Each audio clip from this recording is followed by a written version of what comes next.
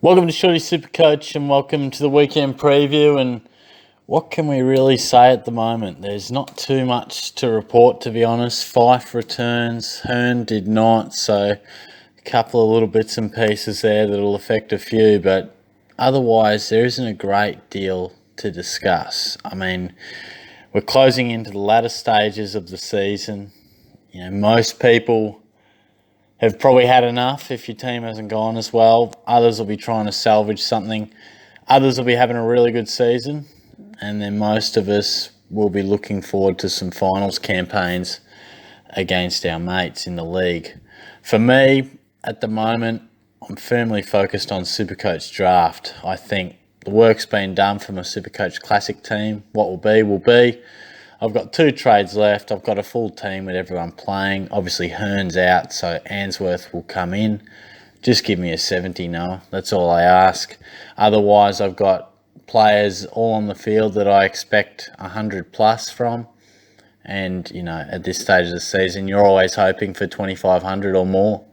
And that's what I'll be doing this weekend. Brodie Grundy, vice captain. It's awkward because I want him to go well for classic reasons, but for draft, my opponent has him as captain. So, as I said, firmly focused on draft. I feel reasonably confident. I finished 3rd on the ladder after having the second most total points. So I won the elimination final, and now I'll play the loser of 1 versus 2. For a spot in the grand final. That's how we've done it this time around. So there's a bit of pressure. There's a bit riding on this. I'll look to sum up a little bit more as we go. But look, in terms of Classic, I think you guys all know what's required. Most of you will have finished your team. If you haven't already, then keep working towards that. And all I can really say at the moment is don't hold back. You've got, 5 weeks left, 4 or 5 weeks.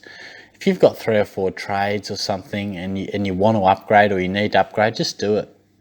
I often used to think, when I was younger, you used to try and almost hold your trades to just in case have coverage in the last couple of rounds, just in case there was a turn for the worse. I think we see less and less teams resting players now that there's the bye before the finals, which I hate for the record, but I think we can be bold. I think we can enter this last month with 1 or 2 trades.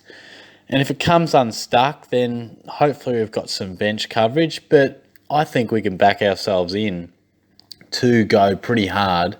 And to have 1 or 2 trades left is okay, because that's going to account for 2 zeros or 2 premiums who miss for whatever reason. And if you happen to get a 3rd or a 4th in a month of footy, it's pretty unlucky. So don't hold on to those trades. Use them if you need them, particularly if you need to upgrade. I'd just keep upgrading. If you haven't got a full team yet, do it. I mean, one man that comes to mind is Whitfield. I think he's at 520k. His price been going down a little bit off that injury, but he's an outstanding footballer and one that we can still get pretty cheap in the back line. Otherwise, we all know the names. There's no point me running through who you should be getting, because at this stage of the season, it's all there for us. We all know who we want. It's just a matter of orchestrating that with the dollars and the trades and whether to pull a trigger or not. My example, Hearn, yes, it's a slight calf concern, but I have coverage, so I'm going to hold on. Apparently he trained during the week, but wasn't quite right. So I'll be holding on.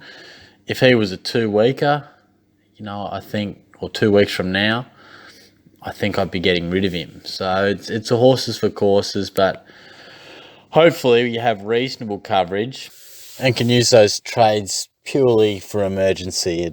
Most people, I think, probably have the 2 to 4 trades left at the moment. So all the best with your leagues and vying for finals. And if you're in draft leagues as well, I feel like draft always has a bit more bragging rights on it, but it probably depends on the friends group. Certainly for us, it does. So I'll be hoping I can pull through. Taylor Adams has just been a withdrawal from the Collingwood lineup, so it's an early blow for Shorty, but let's see how we go. All I ask is hopefully skipper Max Gawn can put on a good display. And hopefully Brodie Grundy, at least for my draft,